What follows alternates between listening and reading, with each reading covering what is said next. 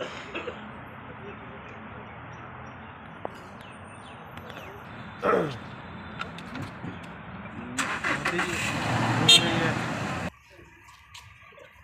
एक बारी बात करते रहे थोड़ा सा इनसे, थोड़ा सा बस। हाँ बेटा, ये बताओ कैसा रहा आप लोगों का विजिट? देखना आपने इधर ही है बस। You really enjoy? क्या सीखने को मिला वहाँ? हाँ सर, हर चीज़ नई थी हमारे लिए। वो इंटरनेट ऑफ प्लांट्स देखे आए हम लोग। वो इंटरनेट ऑफ प्लांट्स जो है, हम लोग यहाँ सिस्टम को इंट्रोड्यूस करने वाले हैं। वो टेक्नोलॉजी हम लोग बनाएंगे और उसको यहाँ इंट्रोड्यूस करेंगे। हमारा प्रोग्राम यही है कि हम उसको ऑल इंडिया लेवल पे लेंगे। आइए डॉक्टर साहब, आइए। हम लोगों ने उस यूनिवर्सिटी के साथ MOU साइन किया है, तो उस MOU के तहत जो एडवांस रिसर्च होगी, इनोवेशंस होंगे, वो हम लोग मिल के करेंगे। यहाँ पर ट्रायल करेंगे, वहाँ पर भी ट्रायल होंगे, और उसके बाद उस टेक्नोलॉजी को परफेक्ट करके हम लोग चाहते हैं कि उसको पूरे हरियाणा में जो है उसको एक तरह से एडॉप्शन हो किसानों के लेवल पर। उसको जो है किसान एडॉप्ट करें, तो उसको अपनाएं, जिससे कि अधिक से अधिक उत्पादन हो। और मुझे पूरी उम्मीद है कि आप सब लोग, क्योंकि हमारा जो MOU साइन हुआ है उसमें हम लोगों ने स्टूडेंट एक्सचेंज प्रोग्राम भी रखा है। उस स्टूडेंट एक्सचेंज प्रोग्राम में ये हमारा पहला ग्रुप था जो किसान, जो हमारे स्टूडेंट्स जो यहाँ से हमारी महाराणा प्रताप हॉर्टिकल्चर यूनिवर्सिटी से करनाल की कोच्चि यूनिवर्सिटी में जाकर के विज़िट करके आए हैं। और वहाँ जाकर के इन्होंने विज़िट भी की, और वहाँ जो इनोवेशंस हो रहे हैं उन इनोवेशंस के बारे में डिटेल्ड जानकारी जो है इन्होंने प्राप्त की। और इनको जो मौका मिला। नाम जैस्मिन है, मैं 3rd वर्ष की छात्रा हूँ महाराणा प्रताप हॉर्टिकल्चर यूनिवर्सिटी से। और मेरे लिए एक बहुत ही ग्रेट अपॉर्चुनिटी है जापान को विज़िट करना, क्योंकि जो जापान है वो ऐसी कंट्री है जो बहुत एडवांस है एग्रीकल्चर के क्षेत्र में, हॉर्टिकल्चर के क्षेत्र में। जापान में जिस प्रीफेक्चर में हम गए थे वो काफ़ी माउंटेनियस है, जहाँ पर सिर्फ 4% लैंड ऐसा है जिस पे कल्टीवेशन हो रही है। 4% लैंड में जो कल्टीवेबल लैंड है वहाँ पर उन्होंने ग्रीन हाउस लगा रखे हैं। तो वहाँ पर फार्मर्स जो हैं उनका जो कल्टीवेशन करने का तरीका है वो सेंसर्स की हेल्प से है ग्रीन हाउस में। तो वो जो सेंसर्स है वो मिट्टी में कितनी नमी है, तापमान है, कितनी लाइट इंटेंसिटी है, उन सबको मेज़र करते हैं और एक ऑनलाइन वेबसाइट पर उस सारी इन्फॉर्मेशन को ट्रांसफ़र कर देते हैं।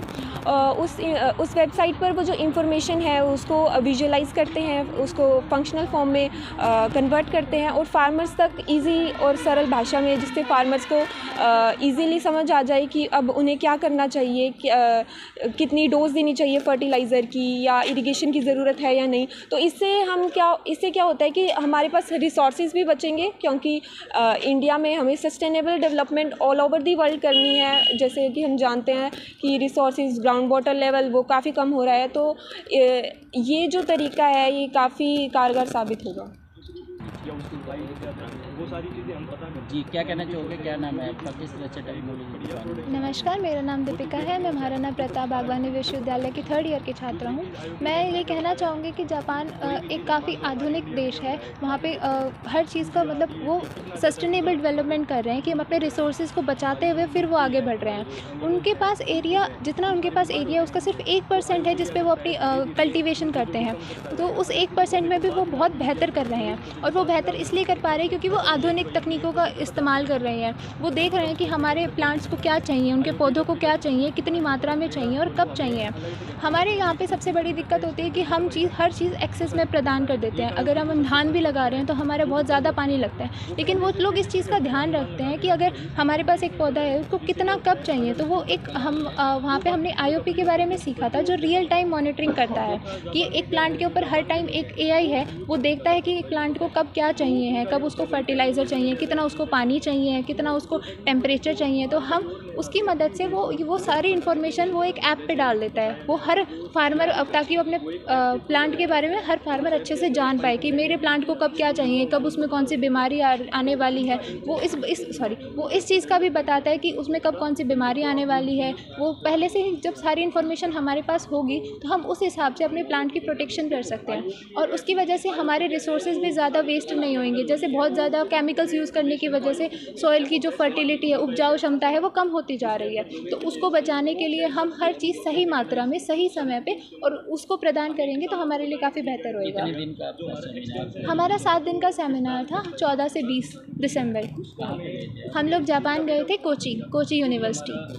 हाँ जी। क्या नाम है आपका, किस तरह से देखते हो? नमस्कार, मेरा नाम हर्ष यादव है। मैं महाराणा प्रताप उद्यान विश्वविद्यालय का 4th ईयर का छात्र हूँ और मैं यहाँ पे आपको हमारे साकुरा साइंस प्रोग्राम के थ्रू हम जापान गए थे, उस ट्रिप के बारे में कुछ बताना चाहता हूँ।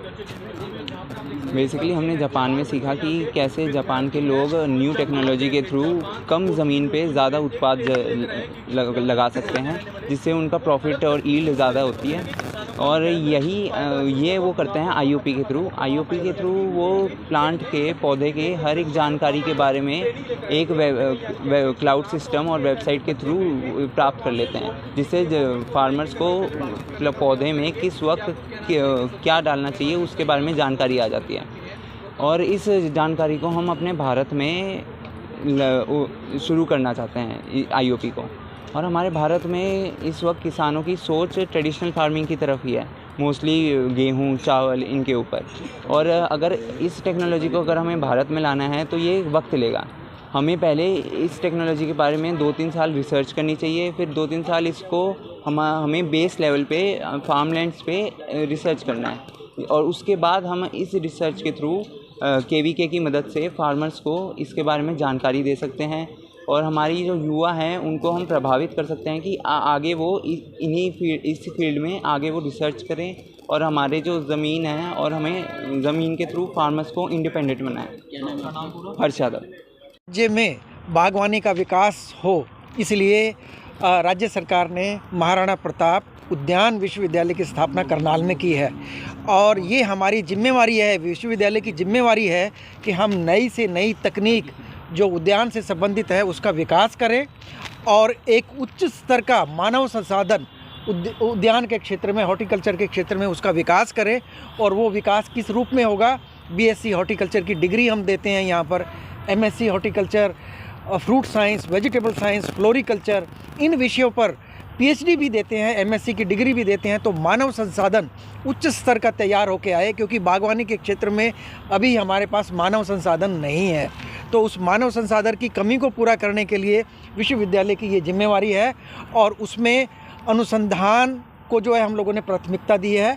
और हम अपने विद्यार्थियों को इनोवेशन ओरिएंटेड बना रहे हैं कि उनमें इनोवेशन की भावना, यानी कि जो एक नए अनुसंधान है, नए अन्वेषण है, उनके बारे में जो है एक तरह की उनके अंदर धारणा हो और वो एक तरह से उसमें कंट्रीब्यूट करें। जब वो यहाँ से पास आउट होकर के जाएंगे तो बागवानी के विकास में वो अपना योगदान देंगे, चाहे वो राज्य में, चाहे हमारे देश के स्तर पर। और कई विद्यार्थी तो हमारे यहाँ से अंतर्राष्ट्रीय स्तर पर भी जा रहे हैं। और आज का जो एक एग्जाम्पल आपके सामने हम लोग रखने वाले हैं कि हम लोगों ने महाराणा प्रताप हॉर्टिकल्चर यूनिवर्सिटी ने कोच्चि यूनिवर्सिटी जापान के साथ एक MOU साइन किया है, जिसमें स्टूडेंट एक्सचेंज प्रोग्राम है। यानी कि वहाँ से भी विद्यार्थी यहाँ आएंगे, हमारे यहाँ से भी विद्यार्थी वहाँ जाएंगे। तो हमारा पहला ग्रुप जो है 4 विद्यार्थियों का जो है एक तरह से वो गए हैं, उन्होंने विज़िट किया और वहाँ पर जा कर के एक तरह से मैं ये कहूँगा कि जानकारी प्राप्त की कि किस तरह के नए नए अनुसंधान वहाँ पर हो रहे हैं और नई तकनीकी जानकारी बागवानी के क्षेत्र में और प्रोटेक्टेड कल्टीवेशन के क्षेत्र में और साथ साथ में फलों के बारे में, सब्जियों के बारे में जो विस्तृत जानकारी थी। हमारे यहाँ के जो विद्यार्थी हैं, 4 विद्यार्थी यहाँ से गए थे जो BSc हॉर्टिकल्चर प्रोग्राम में हमारे यहाँ पर एनरोल्ड हैं। उन्होंने वहाँ जा कर के एक विस्तृत जानकारी प्राप्त की, वहाँ ट्रेनिंग प्राप्त की और वहाँ पर जा कर के विज़िट किया और वहाँ जा कर के विद्यार्थियों से, वहाँ के अध्यापकों से, वहाँ के वैज्ञानिकों से चर्चा की। और जो भ्रमण के कार्यक्रम थे उसमें भी उन्होंने शामिल रहे। जो अलग अलग जा कर के वहाँ पर कई अनुसंधान केंद्र हैं जो हॉर्टिकल्चर पर काम कर रहे हैं, वहाँ पर जाकर हमारे विद्यार्थियों ने विज़िट की और उसमें विस्तृत जानकारी ली। और उस जानकारी का फ़ायदा एक तरह से वो अपने जो अनुसंधान के काम में है, अपने ज्ञानवर्धन में वो जो है करेंगे और उसको जो है लाभकारी बनाएंगे कि कैसे हम उद्यान में जो है उसको लागू कर सकते हैं हम अपने राज्य में। बागवानी में भी सर किसान आगे रहे इस तरह से, जैसे स्टूडेंट जापान गए जैसे आपने बताया, किस तरह की टेक्निक वहाँ पर है ताकि यहाँ पर भी उसका यूज किया जा सके कि किसानों को मुनाफा मिले आगे? जैसे कि आप देखते हो कि हमारे यहाँ पर प्रोटेक्टेड कल्टीवेशन, संरक्षित खेती में हमारा हरियाणा राज्य का किसान भी अग्रणीय है और पॉली हाउस में, पॉली टनल में उसकी खेती तो कर रहा है और कई जगह उत्पादन भी अच्छा ले रहे हैं हमारे किसान जो है, उसमें आमदनी भी ले रहे हैं। लेकिन कई ऐसे विषय हैं जिनमें हम ये समझते हैं कि जापान जैसा एक ऐसा देश है वो आगे है, तो वहाँ एक नई तकनीक है जिसको हम बोलते हैं इंटरनेट ऑफ प्लांट्स। ये एक नई तकनीक है, उस नई तकनीक को हम भारतवर्ष में और हम अपने हरियाणा राज्य में लाना चाहते हैं। और चूँकि हमारे यहाँ की जलवायु थोड़ी अलग है, तो हमें अपनी जलवायु के अनुरूप उस तकनीक को ढालना है और उसके जो मापदंड हैं और साथ में जितने भी मॉड्यूल हैं, अलग अलग मॉड्यूल बनते हैं, जैसे फसलों के उत्पादन के मॉड्यूल हम अपनी कृषि जलवायु में जो है उसको निर्धारित करेंगे। लेकिन मुख्य रूप से जो उनकी आईओपी टेक्निक है उसमें इवेपोट्रांसपिरेशन, आप देखे होंगे कि पौधे एक जिंदा वस्तु माने जाते हैं तो वो सांस भी लेते हैं और इसी तरह से उसके अंदर प्रकाश संश्लेषण की क्रिया भी होती है। साथ में आप देखोगे जब आप प्रोटेक्टेड कल्टीवेशन संरक्षित खेती करते हो, तापमान को कंट्रोल करके भी चलते हैं, कई जगह ज़रूरत पड़ती है। कार्बन डाइऑक्साइड का उत्सर्जन होता है, तो कार्बन डाइऑक्साइड के उत्सर्जन में पता लगता है कि कहाँ कार्बन डाइऑक्साइड का जो है लेवल बढ़ रहा है या घट रहा है।